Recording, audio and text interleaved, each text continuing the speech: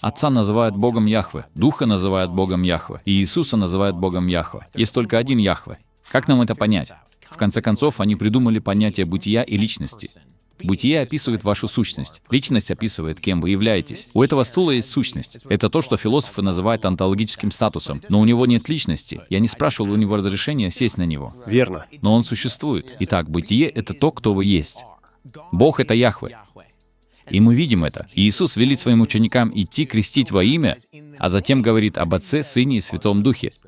Итак, он произносит имя в единственном числе, но затем описывает трех личностей. И вот над этим вопросом бьется ранняя церковь. И они говорят: «Хорошо, Иисусу даны почести, атрибуты, имена, деяния и престол Божий. Духу даны почести, атрибуты, имена, деяния и престол Божий. И Отцу даны почести, атрибуты, имена, деяния и престол Божий». Есть только один Бог. Как это понять? На самом деле у древних евреев уже было представление об этом, поскольку они не были полностью унитарными. Бог может править на небесах, и все же в ковчеге Завета все еще могло находиться присутствие Бога. До Содома и Гоморры Авраама встречают три личности, двое из которых названы ангелами, а один — Богом Яхве. Ангелы отправляются в Содом и Гоморру, Авраам беседует с Яхве. В конце концов, Авраам уходит. И затем в 19 главе книги Бытия говорится, что Яхве на земле пролил дождем серу и огонь от Яхве с неба. То есть только один Яхве. Так что же там произошло? Что ж, в рамках христианства мы бы сказали, что это предвоплощенный Христос. Он не воплощен в том, кем является Иисус. Но это сложное единство. И евреи это понимают.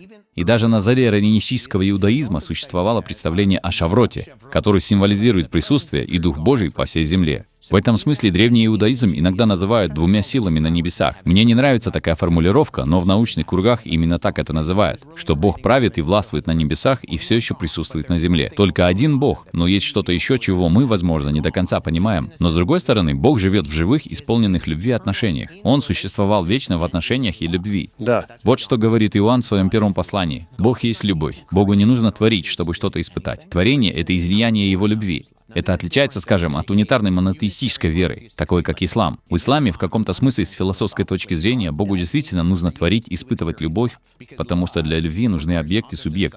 Итак, чтобы чувствовать любовь, унитарному Богу чего-то вроде ислама нужен объект, чтобы чувствовать это. Это не относится к христианству. Отец всегда любил Сына силой Святого Духа. Ранние христиане боролись со всеми этими вещами, чтобы сформулировать этот язык. В конце концов, они пришли к идее, что Бог — это одна сущность в трех лицах. Сущность описывает ваше бытие, а личность — кем вы являетесь.